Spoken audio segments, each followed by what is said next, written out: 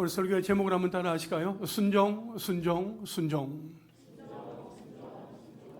오늘은 장애인 주일입니다. 장애인들과 비장애인들이 함께 예배하는 가운데 하나님의 임재를 깊이 경험하며 하나님의 은혜와 사랑, 구원의 기쁨과 감격을 누리는 우리 모두가 될 수 있기를 주님의 이름으로 축원합니다. 기독신문에 보니까 한 목사님이 글을 남기셨는데 그 한 부분을 여러분에게 소개하겠습니다. 장애인 성도는 교회의 사랑을 받는 존재이면서 동시에 교회의 사랑을 가르치는 존재다. 그들의 눈물과 침묵, 반복되는 행동과 불완전한 언어 속에 담긴 믿음은 많은 성도들이 잊고 있던 본질을 환기시키는 거룩한 울림이 된다. 누군가의 도움 없이는 교회 문턱을 넘기 어려운 형제 자매와 함께 예배 드릴 때 교회는 더 천천히 걷고 더 깊이 사랑하며 더 신중히 말하게 된다. 그렇게 장애인은 공동체의 부담이 아니라 공동체의 속도를 낮추고 본질을 회복하게 하는 은총의 통로가 된다. 여러분, 우리 교회에 속해 있는 장애인 형제 자매는 단지 우리가 돕는 대상이 아니라 교회와 사회를 함께 세워나가는 동력자다 하는 사실을 인식하는 것이 매우 중요합니다. 비록 약해 보이지만 결코 연약하지 않고 하나님께서 보배롭고 존귀하게 여기시는 하나님의 보물들입니다. 또한 고린도전서 12장 22절에 더 약하게 보이는 몸의 지체가 도리어 요긴하다는 사도 바울의 고백처럼 장애인 형제 자매는 단지 돌봄의 대상이 아니라 공동체를 더욱 풍성하게 만드는 은혜의 통로입니다. 우리가 교회 공동체 안에서 함께 만나 인사하고 함께 예배할 수 있다는 그 자체가 감사한 일입니다.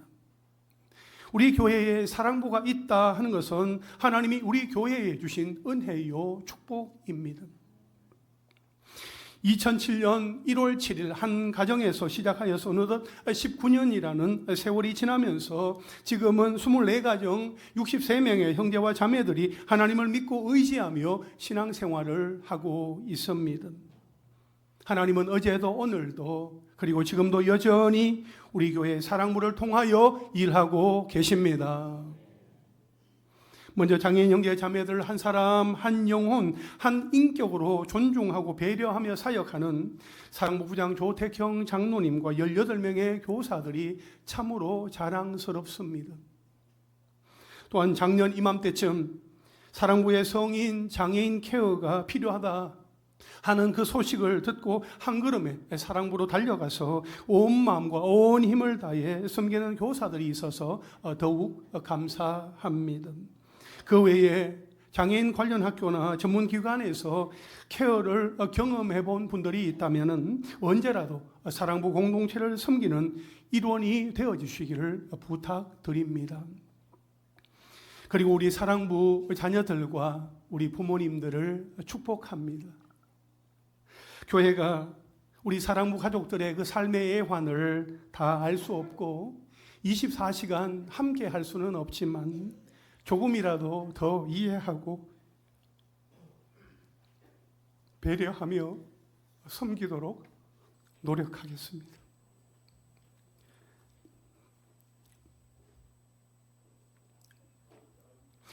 우리 삶의 주관자 되시는 하나님께서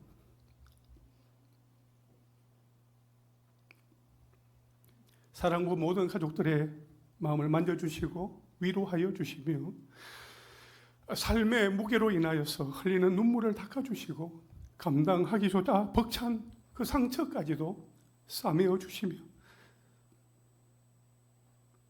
참된 위로와 평강, 힘과 용기, 구원의 기쁨과 하늘 소망을 더하여 주시기를 기도합니다. 우리 하나님은 건강한 자와 병든 자, 강한 자와 약한 자, 자유한 자와 억눌린 자 모두를 사랑하여 주십니다. 하나님은 장애인과 비장애인 우리 모두를 아끼시고 돌보아 주십니다. 제가 오늘 여러분 양해를 구합니다. 일부 예배 때는 안 그랬는데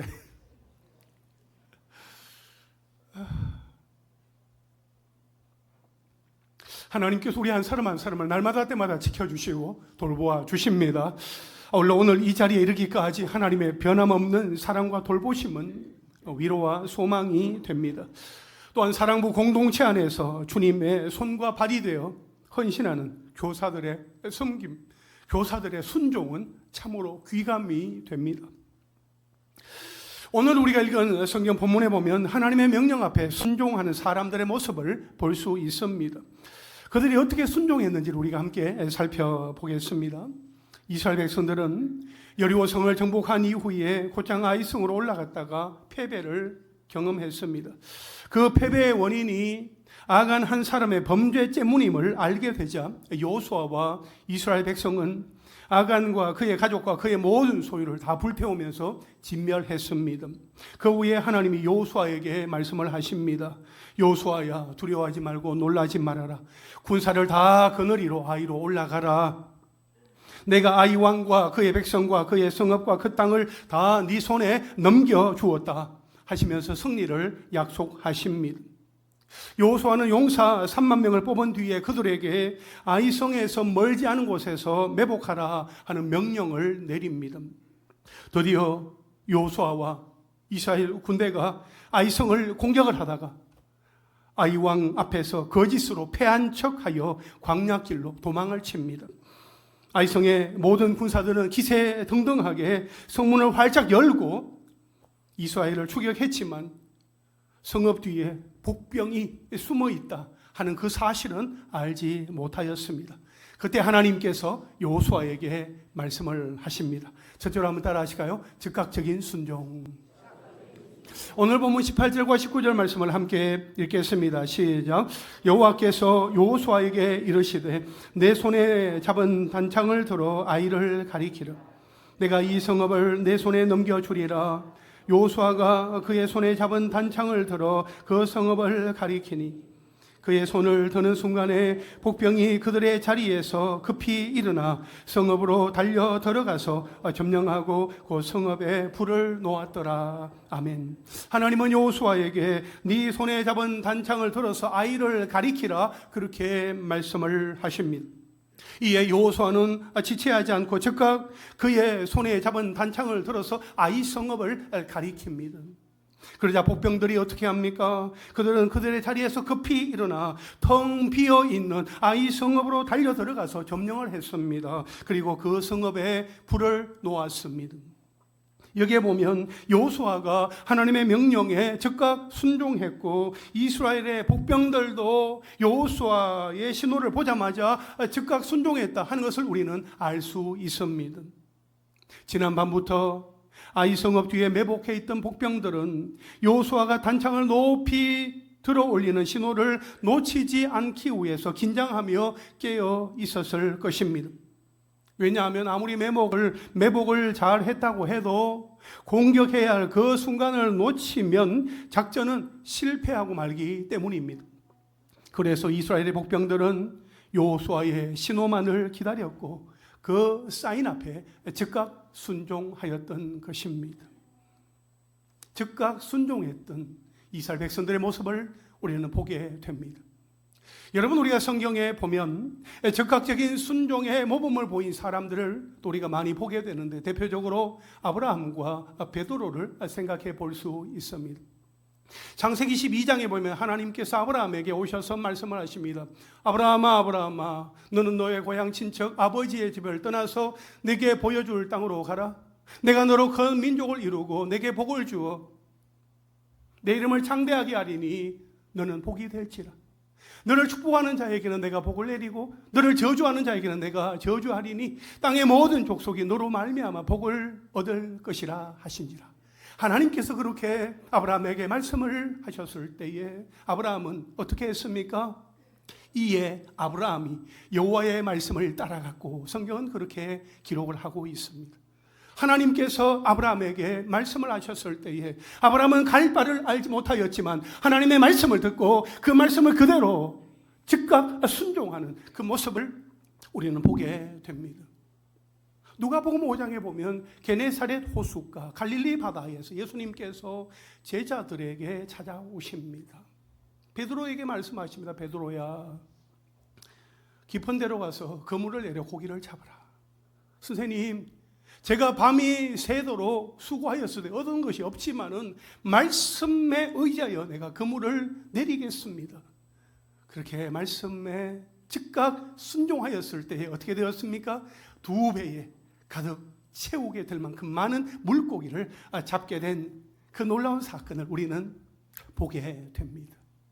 그 즉각 순종할 때에 하나님께서 주시는 그 은혜가 있습니다. 여러분, 우리도 말씀 앞에서 즉각 순종해야 할 때가 있습니다. 그 순간을 놓치면 안 될 때가 있습니다. 우리는 그 어떤 순간에도 하나님의 말씀을 가까이 하고 말씀 듣기를 게을리하지 말며 예배와 기도의 단창이 올라가는 그 순간을 바라보아야 합니다. 그래야 말씀과 기도, 예배의 단창이 올라가는 순간에 머뭇거리지 말고 즉각 순종해야 합니다. 그래야 할 때에 순종하는 자가 하나님이 약속하신 성읍, 약속의 땅을 차지하게 될 것입니다. 우리는 날마다 영적인 전쟁을 하고 있습니다. 그 싸움의 강도는 우리의 상상을 초월합니다. 만만하게 생각해서는 안 되고 그렇다고 해서 미리 두려워하거나 위축될 필요는 없습니다. 다만 즉각적인 순종을 하기 위해서 타이밍을 놓치지 아니하도록 우리는 항상 깨어 있어야 합니다. 우리는 하나님의 말씀과 기도, 예배 가운데 주시는 사인, 그 신호를 우리는 깨어 기다려야 합니다. 그리고 하나님의 단창이 높이 올라가는 그 순간 망설이지 말고 즉각 순종해야 합니다. 타이밍을 놓치면 작전에는 실패하게 되니까요. 그 어떤 상황 속에서도 즉각 순종하는 순종의 사람들이 될 수 있기를 바랍니다. 하나님의 말씀을 들을 때에 말씀 앞에 즉각 순종해야 한다는 사실을 우리는 알고 있습니다. 잘 알고 있습니다. 그 말씀 앞에 순종해야 하는 줄 알면서도 때로는 그 말씀을 들으면서도 즉각 순종하지 못하는 그런 순간들이 있어요.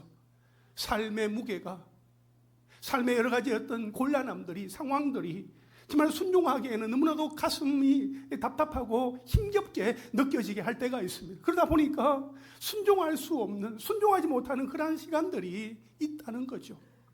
그러한 순간에 순종하지 못하였다고 해서 자책할 것이 아니라 하나님, 나의 상황을 아시는 하나님, 나의 형편과 처지를 아시는 하나님, 내가 하나님의 말씀 앞에 온전히 순종할 수 있는 믿음의 힘을 더하여 주시옵소서, 지혜를 더하여 주시옵소서, 하나님의 손에 붙들림 받으어서 온전히 즉각 순종할 수 있는 은혜가 있기를 원합니다. 기도하면서 하나님의 도우심을 구함으로 말미암아 우리의 삶의 순간순간 즉각적인 순종을 할 수 있는 우리가 될 수 있기를 주님의 이름으로 축원합니다.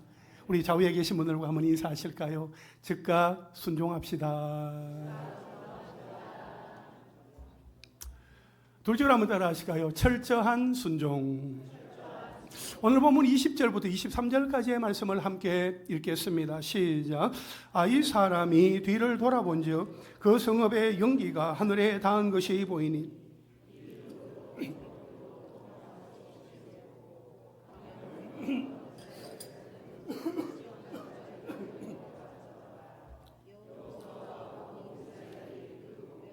성읍을 정령함과 성읍의 연기가 오름을 보고 다시 돌이켜 이 사람들을 쳐 죽이고 복병도 성읍에서 나와 그들을 치매 그들이 이스라엘 중간에 던지라.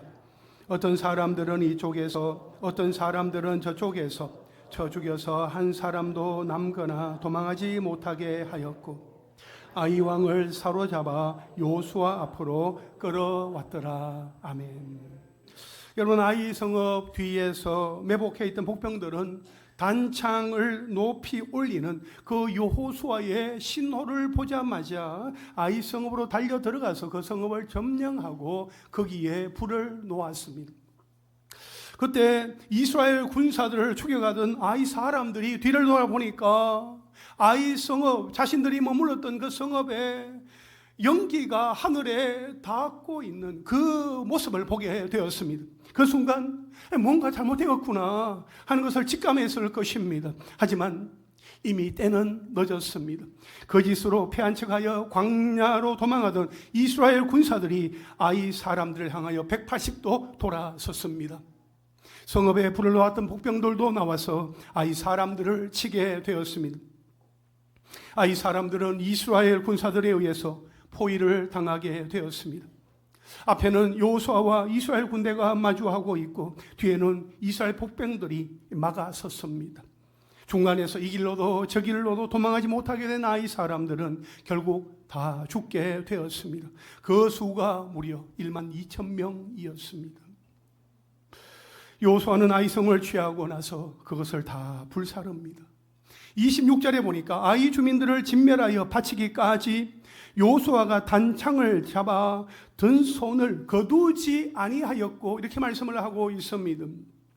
아이 성읍의 주민들을 진멸하여 다 바치기까지 여호수아는 단창을 잡아 든 손을 거두지 아니하였다라고 말씀을 하고 있습니다. 여호수아는 단창을 잡은 자신의 손을 내리지 않았고 끝까지 철저하게 순종했습니다. 그렇습니다.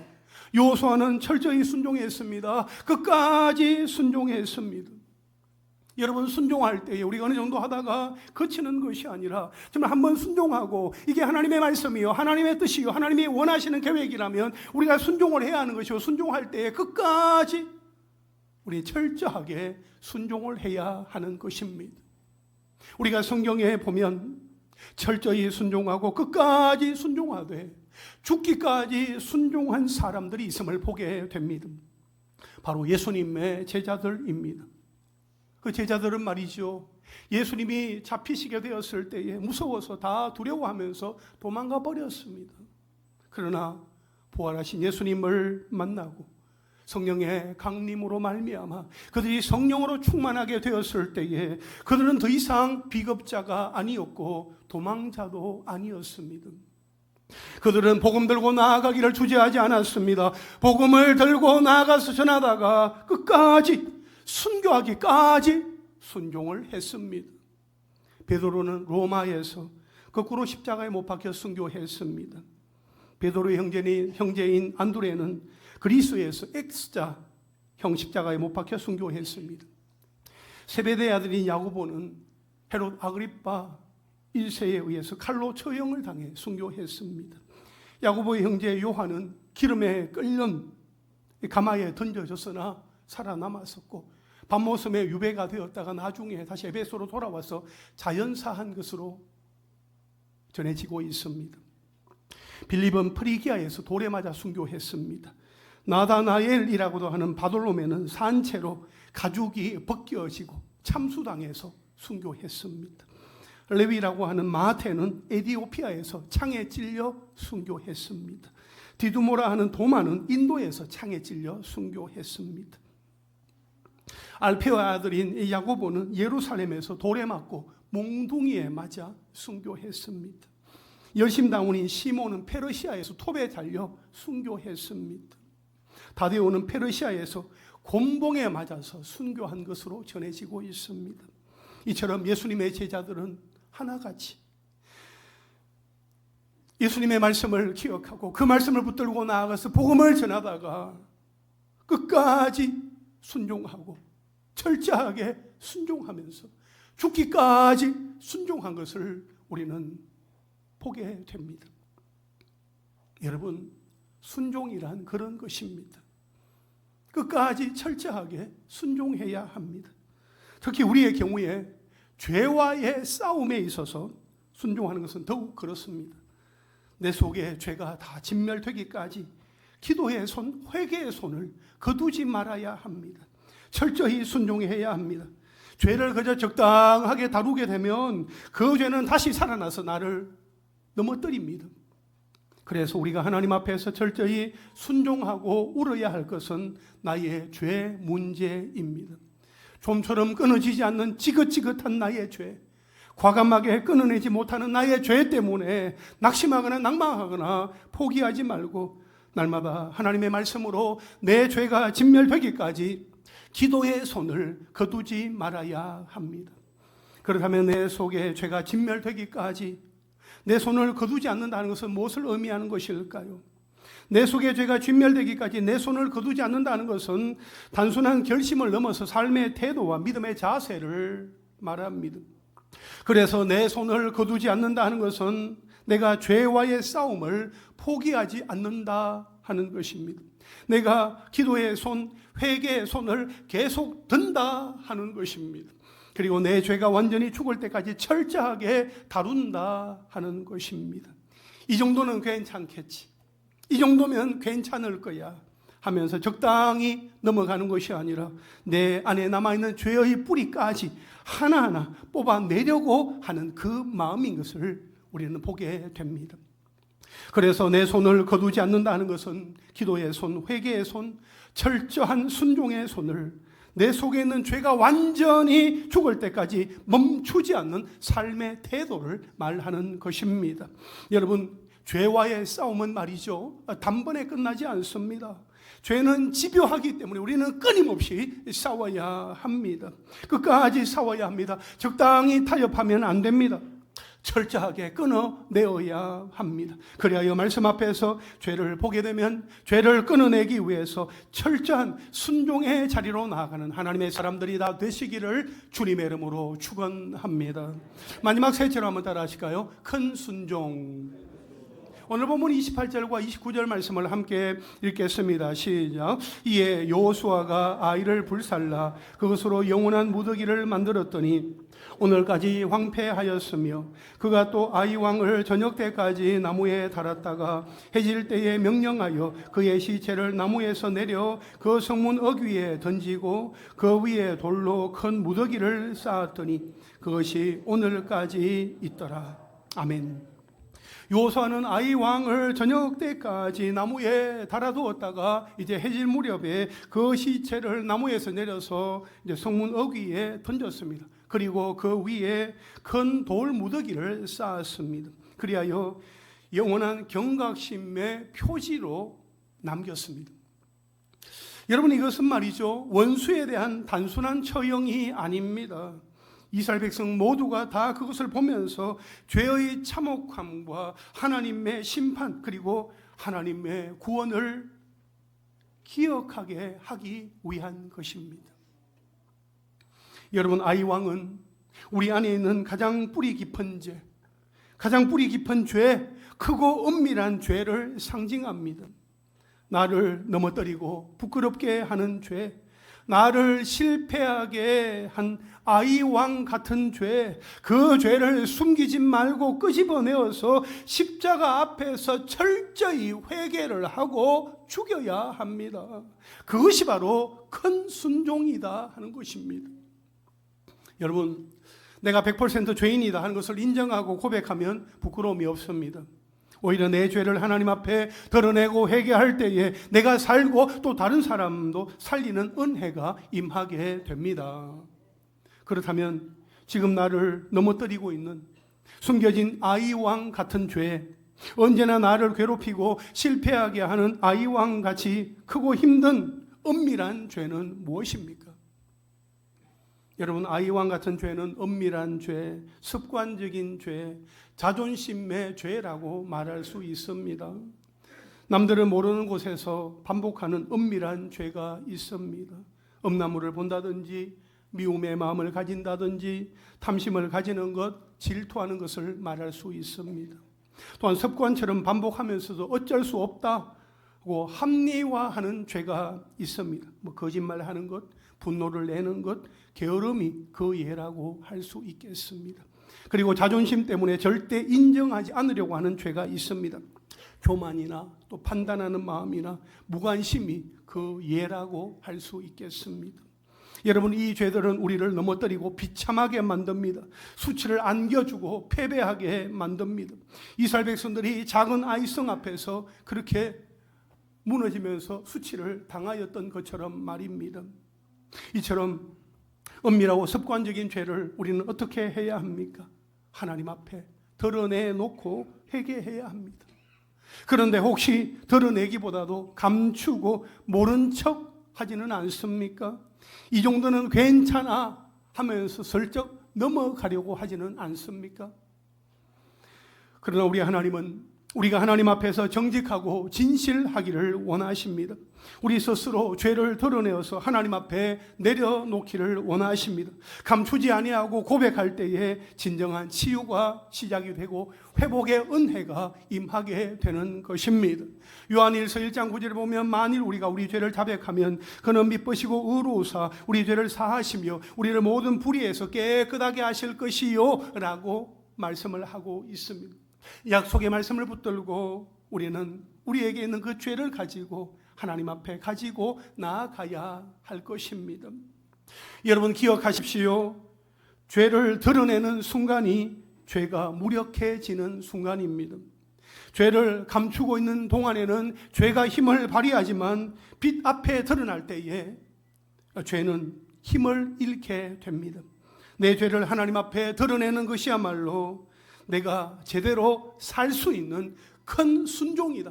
다른 그 어떤 것이 아니라 내게 있는 그 죄를 감추지 아니하고 하나님 앞에 그대로 드러내며 회개하며 나아가는 것이 큰 순종이다 하는 것을 꼭 명심하시기를 바랍니다.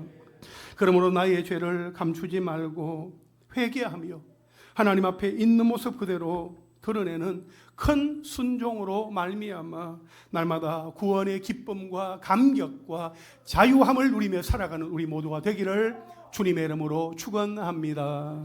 이제 말씀을 정리하겠습니다. 하나님은 여호수아를 통하여 아이성을 차지하게 하셨습니다. 여호수아와 이스라엘 백성들이 아이성을 진멸하기까지 여러 모양의 순종이 나타났습니다. 적극적인 순종, 철저한 순종, 그리고 큰 순종이 나타났습니다. 여러분, 이 순종은 그냥 생기는 것이 아닙니다. 말씀과 기도와 예배 안에서 끊임없이 깨어 있을 때 하나님의 단창이 올라가는 그 사인 앞에 머뭇거리지 아니하고 담대하게 나아갈 때에 가능한 것입니다. 여러분은 삶의 현장에서 어떻게 순종하시겠습니까? 말씀과 기도와 예배의 단창이 올라갈 때에 적극적으로 순종하고 내 속에 있는 죄가 진멸되기까지 철저하게 순종하며 나의 죄를 회개하고 드러내는 큰 순종을 하나님 앞에 할 수 있게 되기를 간절히 바랍니다. 장애인 주일을 맞이하여서 우리가 함께 예배를 드리는 가운데 하나님께서 우리 교회 가운데 주시는 말씀, 또 하나님께서 내 마음 가운데 주시는 감동이 있을 때에 머뭇거리지 아니하고 순종하며 나아갈 수 있게 되기를 원합니다. 하나님께서 이 땅 가운데 한 사람 한 사람을 보내실 때는 각 사람에게 하나님께서 맡기신 하나님의 사명이 다 있습니다. 제가 1년 2개월 만에 세상을 떠난 어린 아이를 장례하면서 그때 하나님께서 저에게 주신 마음이 있었습니다. 하나님, 1년 2개월밖에 살지 못한 아이 하나님 왜 보내셨습니까? 하나님 그냥 보내지 마시지. 그때 하나님께서 저에게 주신 마음은 그 아버지, 어머니, 할아버지, 할머니 예수 믿게 하려고, 기도의 사람 되게 하려고 내가 보낸 거야 하는 그런 마음을 주셨어요. 우리 오늘 장애인 우리 자녀들, 또 우리 가족들이 있습니다.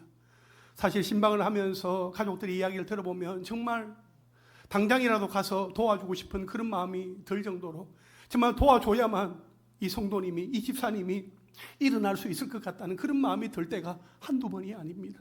그럴 때마다 하나님, 우리 성도님 가정, 집사님 가정을 하나님 붙들어 주시고 그 삶의 모든 여정 가운데 하나님께서 함께 하여 주시고 이 모든 것이 하나님의 계획 속에 있다는 것을 신뢰하고 오직 하나님만 의지하고 소망 가운데 살아갈 수 있도록 하나님 도와주십시오. 그렇게 기도하면서 신방을 마칠 때가 거의 대부분입니다. 여러분, 우리가 사랑모 형제 자매들을 바라볼 때에 우리가 가져야 될 마음은 하나님께서 저들을 통해서 여전히 일하고 계신다 하는 그 하나님 아버지의 마음을 가지고 저들을 사랑하고 섬기며 정말 저들을 위해서 기도하는 가운데 하나님께서 우리를 통하여 주시는 그 말씀 앞에 온전히 순종하며 나아갈 수 있게 되기를 바라고, 우리 교사들뿐만 아니라 우리 교회에 속해 있는 우리 모든 성도들이 하나님의 말씀이 우리 가운데 들려질 때에 그 말씀 앞에 주저하거나 머뭇거리지 아니하고 즉각 순종하고 철저하게 순종하며 우리에게 있는 죄를 다 하나님 앞에 내어드리며 온전히 회개하는 가운데 큰 순종을 함으로 말미암아 하나님께서 주시는 그 은혜가 또 축복과 사랑이 우리 가운데 충만케 되어지기를 주님의 이름으로 축원합니다.